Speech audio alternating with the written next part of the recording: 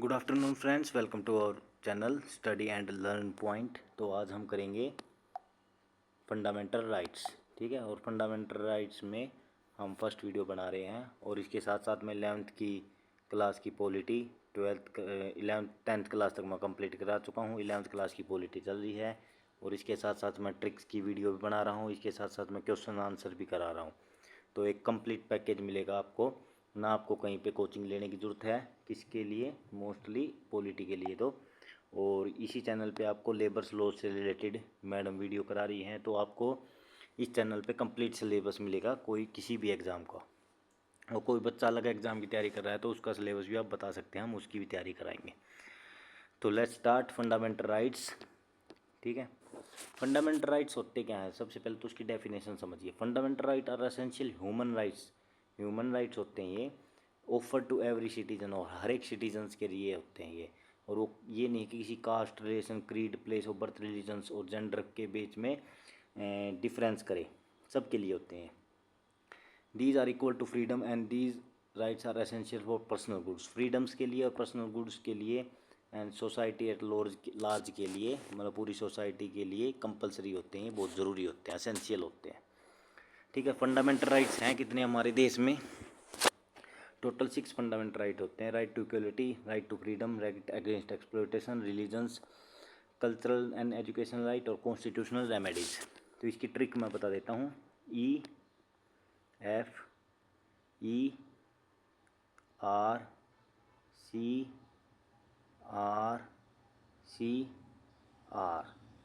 EFERCRCR, right, equality, freedom, exploitation, religions, cultural and educational right, remedies. ठीक है, तो इसको CR, कॉन्स्टिट्यूशनल रेमेडीज़। ठीक है, cultural and educational rights, CER भी कर सकते हो आप इसको, अगर कुछ ज़्यादा ही कल्चरल एंड एजुकेशन राइट। मुझे तो CR में ही कल्चरल एंड एजुकेशन पूरी लाइन याद आ जाती है, तो आप थोड़ा अपने हिसाब से थोड़ा बहुत चेंज भी कर सकते हो। ये हो गए हमारे 6 फंडामेंटल राइट, और ये आपको याद भी करा चुका हूँ मैं आपको। ठीक है, बीच बीच में हम आपसे पूछते भी रहेंगे।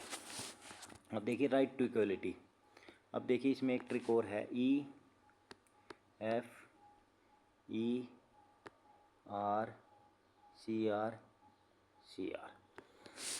यहाँ पे 5 आर्टिकल आएंगे।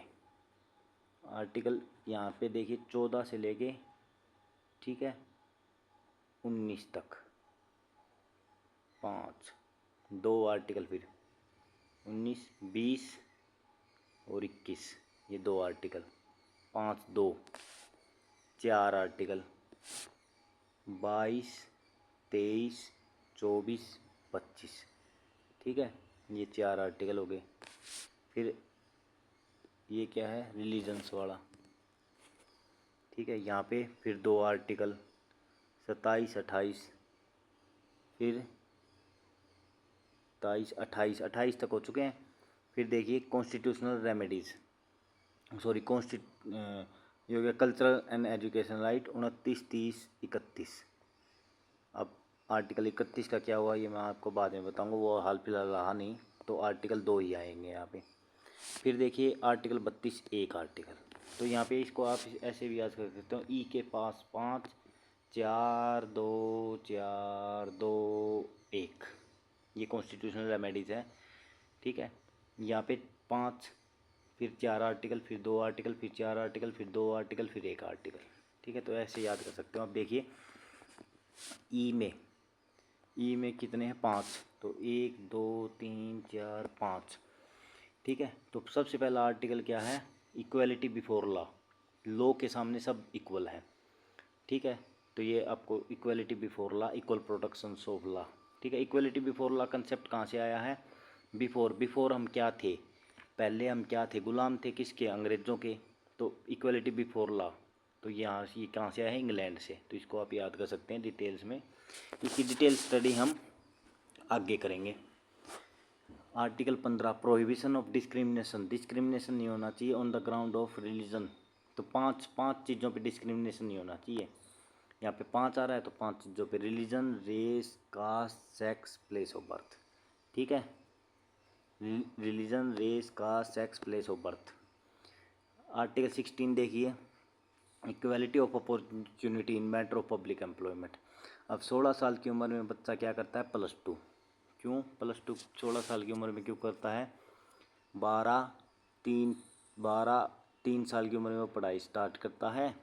12 और 3 15 और +1 1 साल उसको LKG UKG, ये पहले की बता रहा हूँ, आजकल तो 18 साल में होती है, 1 साल ये लग जाती है तो LKG वगैरह, ठीक है। फिर फर्स्ट में बैठते हैं तो 16 साल की उम्र में वो करता है। तो वहाँ पे क्या आता है, जब वो गवर्नमेंट एग्जाम देता है तो वहाँ पे उसको इक्वलिटी मिलती है, opportunity in matter of public employment, ठीक है। तो वो कोई भी एग्ज़ाम दे सकता है, वहाँ पे पब्लिक एम्प्लॉयमेंट के लिए इक्वलिटी मिलती है उसको। अबॉलिशंस ऑफ अनटचेबिलिटी, तो हर किसी की ट्रिक बनानी जरूरी नहीं है, तो आर्टिकल 17 को आप अनटचेबिलिटी से याद कर सकते हैं। अबॉलिशन ऑफ टाइटल्स, तो यहाँ पे आप याद करिए, अडल्ट का टाइटल मिल जाता है 18 का होते ही वो अडल्ट हो चुका है, तो यहाँ पे 18 का अबॉलिशन ऑफ टाइटल। लेकिन वो बच्चे क्या बोलते हैं कि अभी मैं अडल्ट नहीं हुआ हूँ, मैं बच्चा ही हूँ अभी 18 की उम्र में, तो इस हिसाब से आप याद कर सकते हैं। आई होप आपको याद हो गया होगा। नेक्स्ट देखिए, राइट टू फ्रीडम्स। अब देखिए मैंने बोला था 5 4, अब यहाँ पे 4 आर्टिकल मिलेंगे। EF, यहाँ पे हम आगे F पे, EF, एक मिनट रुकिए, हैंग हो गया वो। यहाँ पे हम आगे F पे, तो यहाँ पे 4 5 4 1 2 3 4, ये 4 आर्टिकल हो गए। Protection of certain right regarding freedom of speech, यहाँ पे बहुत सारी 5 6 तरह की फ्रीडम्स दी गई हैं, उसको हम डिटेल्स में करेंगे। फ्रीडम ऑफ स्पीच, ठीक है। अब यहाँ पे क्या है, protection in respect of conviction for offence, कोई ऑफेंस कर दिया उसके रिगार्डिंग क्या प्रोटेक्शन है, ठीक है। अब ये 20 और 22 में थोड़ा कन्फ्यूज़न रहेगा। अब यहाँ पे 22 को भाई पढ़िए, protection against arrest and detention, जब भाई को अरेस्ट कर दिया, भाई 22 को भाई पढ़िए, भाई को अरेस्ट और डिटेंट कर दिया, ठीक है, तो उसके केस में क्या क्या हमारे पास प्रोटेक्शंस होती हैं, ठीक है। और 20 में जब उसको कन्विक्ट कर दिया फॉर ऑफेंस, किसी भी ऑफेंस के कारण, ठीक है, तो इसमें डबल जीओपार्डी, एक जैसे इसका मैं एक एग्जांपल दे रहा हूँ, जैसे एक क्राइम के लिए 2 बार सज़ा नहीं दे सकते, तो उसको बोल देंगे डबल जीओपार्डी। जैसे किसी को पकड़ लिया तो उसको ये बताएंगे किस ग्राउंड पे आपको पकड़ा गया है, ठीक है। तो ये सब चीज़ें आर्टिकल 20 में आती हैं। लेकिन आर्टिकल 22 में जब वो जेल में चला गया है, ठीक है, तो अरेस्ट और डिटेंशन इन सर्टेन केसेस, तो उसके पास क्या राइट्स हैं। आर्टिकल 21 क्या है, protection of life and personal liability. Protection of life की बात करता है, जब बच्चा 21 साल का हो जाता है, यंग हो जाता है कंप्लीट, तो वो बोलता है मेरी खुद की लाइफ है, मेरी शादी करा दो, ठीक है। तो प्रोटेक्शन ऑफ लाइफ चाहता है वो, और पर्सनल लिबर्टी चाहता है शादी के लिए, तो वो अपनी वाइफ के साथ रहेगा तो उसको क्या मिल जाएगी, पर्सनल लिबर्टी मिल जाएगी। राइट अगेंस्ट एक्सप्लॉयटेशंस, आर्टिकल 23 24, तो मैंने क्या बोला था, EFE, वापस ई पे आ गए हम, वहाँ पे 5 4 2, तो ये 2 आर्टिकल, ठीक है। Traffic in human beings and forced labour नहीं करवाना चाहिए, और ह्यूमन बींग से प्रोहिबिट है ट्रैफिकिंग करवाना, ठीक है, और फोर्स्ड लेबर नहीं करवा सकते, आर्टिकल 23 में आता है। और आर्टिकल 24 में आता है 4, तो 14 साल से बच्चे prohibition of employment of children in factory, तो 14 साल से छोटे उम्र के बच्चों को फैक्ट्री वगैरह में काम करवाना बैन है, ठीक है, हजार्डस प्लेस में। अब देखिए EFER, यहाँ पे पूछ गया हम, ये क्या मैंने ट्रिक बताई थी, EFER, यहाँ पे बोल रहा था 5 4 2 4 1 2 3 4, देखिए कितनी अच्छी ट्रिक है, बहुत इजीली याद हो जाएंगे आपको। फ्रीडम ऑफ कॉन्साइंस होती है अपनी अंतरात्मा, and free possession practice and propagate of religions, तो रिलीजन्स के लिए वो फ्रीडम है उसको, ठीक है। वो कोई भी अपनी अंतरात्मा में कोई भी किसी भी धर्म को मान सकता है, चाहे अगर मैं हिंदू हूँ तो मैं मुस्लिम धर्म के रीति रिवाज को मान सकता हूँ, ठीक है, और मैं अगर मुस्लिम हूँ तो मैं हिंदू धर्म को भी अपना सकता हूँ, तो मैं फ्रीडम है उसके लिए, मुझे कोई रोक नहीं सकता। मैं प्रोफेशंस कर सकता हूँ, प्रैक्टिस भी कर सकता हूँ, और प्रोपगेट भी कर सकता हूँ, मतलब उसको बढ़ावा भी दे सकता हूँ, ठीक है।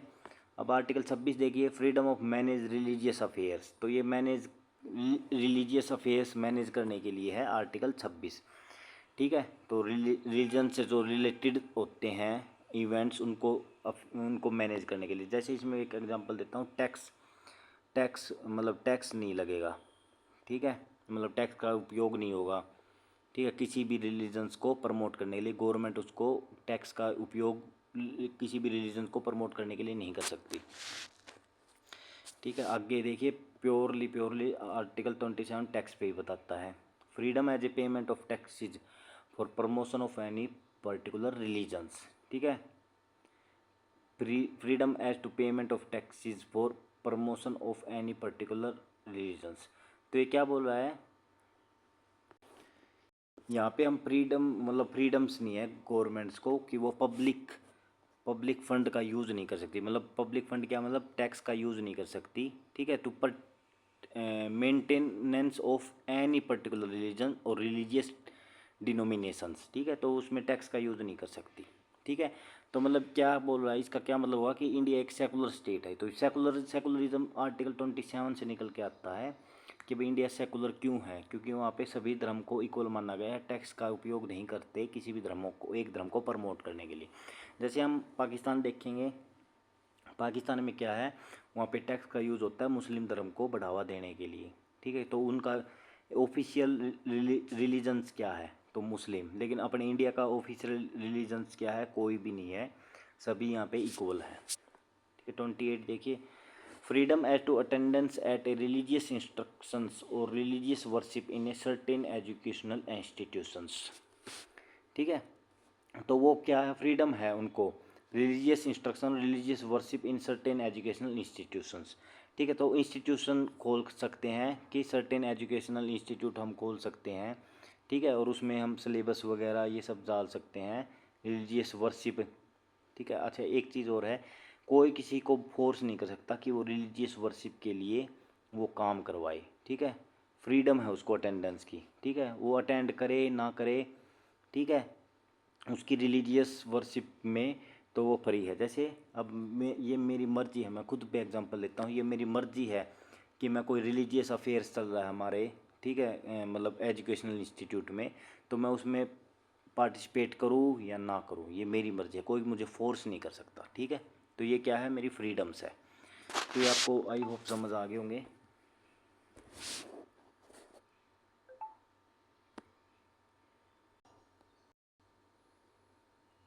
फिर next, cultural and educational right. ठीक है, नेक्स्ट देखिए, protection of interest of minorities. अब यहाँ पे माइनॉरिटी के प्रोटेक्शन ऑफ इंटरेस्ट की बात चली। अब मैंने देखिए, फिर से याद करिए मेरी ट्रिक, EFER। तो यहाँ पे क्या है, राइट टू इक्वलिटी, F से right to freedom, right against exploitation, right of religions. तो EFER cultural and educational right. तो यहाँ पे 5 4 2 4 2, यहाँ पे 2 आर्टिकल होने चाहिए। तो ये देखिए आर्टिकल 2। तो देखिए कितनी अच्छी ट्रिक है, 5 4 2 4 2, ये करना आपको 5 4 2 4 2। Protection of interest of minorities, जो माइनॉरिटी के इंटरेस्ट की बात चल रही है यहाँ पे आर्टिकल 29 में, कि भाई वो अपना एजुकेशनल इंस्टीट्यूट खोल सकते हैं। ठीक है, आर्टिकल 30 में है राइट ऑफ माइनॉरिटी। तो कल्चरल एंड एजुकेशनल राइट किस में है, माइनॉरिटीज़ की बात करता है। ठीक है, right of minority to established and administered educational institute. तो वो एजुकेशनल इंस्टीट्यूट भी अपना ओपन कर सकते हैं। जो भी एजुकेशनल इंस्टीट्यूट हैं किसी भी लैंग्वेज के बेस पे, तो वो किसके अंडर आएंगे, कल्चरल एजुकेशनल राइट है। अच्छा, यहाँ पे माइनॉरिटी की बात नहीं है, यहाँ पे जनरल लोगों की बात चल रही है। अभी इस लाइन से आप ये समझिए कि हो सकता है कोई आदमी कहीं जगह माइनॉरिटी और कहीं जगह मेजॉरिटी में हो। तो अगर वो किसी दूसरी स्टेट में माइनॉरिटी में है, तो वो उस नाम से अपना एजुकेशनल इंस्टीट्यूट खोल सकता है और प्रोटेक्शन करवा सकता है अपनी कल्चरल एंड एजुकेशनल राइट को। ठीक है, तो यहाँ पे तो आर्टिकल 29 तो करता है कल्चर्स की बात और 30 करता है एजुकेशनल राइट्स की बात। तो यहाँ पे ये मैंने तो ऐसे बना रखा है। ठीक है, 29 में मैंने अपना कल्चर बचाया, 30 में मैंने एजुकेशन कंप्लीट की। तो आजकल 30 की उम्र में एजुकेशन कंप्लीट होती है। ठीक है, एजुकेशन कंप्लीट करते करते 29 तक मैं अपना कल्चर कंप्लीटली भूल चुका था। कुछ ऐसे भी आप बना सकते हो। ठीक है, तो ये सब हैं हमारे क्या है फंडामेंटल राइट्स। अब नेक्स्ट चलिए, राइट टू कॉन्स्टिट्यूशनल रेमेडीज़। तो आर्टिकल 32 आता है, remedies for enforcement of right confirm by this part. तो आर्टिकल 32 क्या बोलता है, जो भी हमारे फंडामेंटल राइट्स हैं, हम अगर हमारे फंडामेंटल राइट्स का कहीं भी हनन हो रहा है, ब्रीच हो रहा है, ठीक है, हमारे फंडामेंटल राइट्स का फॉलो नहीं हो रहा, ठीक है, तो उसमें हम कोर्ट में जा सकते हैं, सुप्रीम कोर्ट या हाई कोर्ट। तो आर्टिकल 32 के अकॉर्डिंग हम जा सकते हैं, और ये क्या है हमारी कॉन्स्टिट्यूशनल रेमेडीज़। ठीक है, तो ये एक आर्टिकल है ये। अब ये देखिए बाकी के article, article 333, power of parliament to modify the right confirm by this part in their application to force. Power of parliament, अब यहाँ पे ये बात बता रहा है कि पावर किसके पास है, अगर फंडामेंटल राइट्स में चेंज करना हो तो पार्लियामेंट के पास, बस इतना याद करना आपको, पार्लियामेंट के पास पावर है। ठीक है, तो 33 में पावर ऑफ पार्लियामेंट। ठीक है, रेस्ट्रिक्शन और right to confirm by the part while martial law is in force in any area. Article 34 क्या क्या बोलता है कि अगर मार्शल लॉ लग गया ना कहीं पे भी, तो वो क्या हो जाएगा, वो एरिया क्या हो जाएगा, रेस्ट्रिक्टेड हो जाएगा। तो आर्टिकल 34 है। 35 क्या है, legislation to give effect to the provision of this part. तो आर्टिकल 35 क्या बोलता है, आर्टिकल 35 बोलता है लेजिस्लेशन के पास पावर है कि वो इफेक्ट में लाने के लिए किसी भी फंडामेंटल राइट्स को, तो कोई भी प्रोविजंस बना सकता है किसी भी पार्ट के लिए। ठीक है, तो फंडामेंटल राइट्स को इफेक्ट में लाने के लिए कोई भी प्रोविजंस बना सकता है, कौन, लेजिस्लेशंस। लेजिस्लेशन मतलब पार्लियामेंट यहाँ पे। ठीक है, ये आर्टिकल 33 और 35 में आपको कन्फ्यूज़न हो सकता है। अब यहाँ पे पावर ऑफ पार्लियामेंट, पार्लियामेंट के पास पावर है, यहाँ पे भी पार्लियामेंट के पास पावर है। ठीक है, गिव इफेक्ट देने के लिए to the provisions of this part. ठीक है, कोई भी पार्ट है फंडामेंटल राइट का, उसको इफेक्ट में लाने के लिए कोई भी लॉ बनाया जा सकता है लेजिस्लेशन के द्वारा। लेकिन यहाँ पे पावर ऑफ पार्लियामेंट है मॉडिफाई द राइट, मॉडिफाई कर सकता है राइट को, confirmed by this part in their application to force. ठीक है, तो फोर्स करवाने के लिए। ठीक है, ये अब ये जैसे मॉडिफिकेशन में अब यहाँ पे मोस्टली बात की गई है, जैसे आर्म्ड फोर्स हैं उन पे फंडामेंटल राइट्स लागू नहीं होते। ठीक है, ये आर्टिकल 34 क्या बोल रहा है कि जहाँ पे मार्शल लॉ लग गया वहाँ पे आम ये हमारे फंडामेंटल राइट्स लागू नहीं होंगे, मतलब हमारे आम आदमी के ऊपर लागू नहीं होंगे अगर मार्शल लॉ लगा दिया तो। ठीक है, मतलब वो शूट एंड साइट के ऑर्डर हो सकते हैं। ठीक है, वहाँ पे यहाँ पे फंडामेंटल मतलब आर्टिकल 21 राइट टू लाइफ हमारी ख़त्म हो रही है यहाँ पे। लेकिन आर्टिकल 33 क्या बोल रहा है, जैसे मॉडिफाई कर रखा है फंडामेंटल राइट्स को कई लोगों के लिए, जैसे आर्म्ड फोर्स, ठीक है, पुलिस। अब जैसे पुलिस स्ट्राइक नहीं कर सकती तो उन पे फंडामेंटल राइट्स ये लागू नहीं होते, लेकिन स्ट्राइक का आर्टिकल 19 में क्या है, हम स्ट्राइक कर सकते हैं। ठीक है, ये हमारा फ्रीडम है, फ्रीडम ऑफ स्पीच है।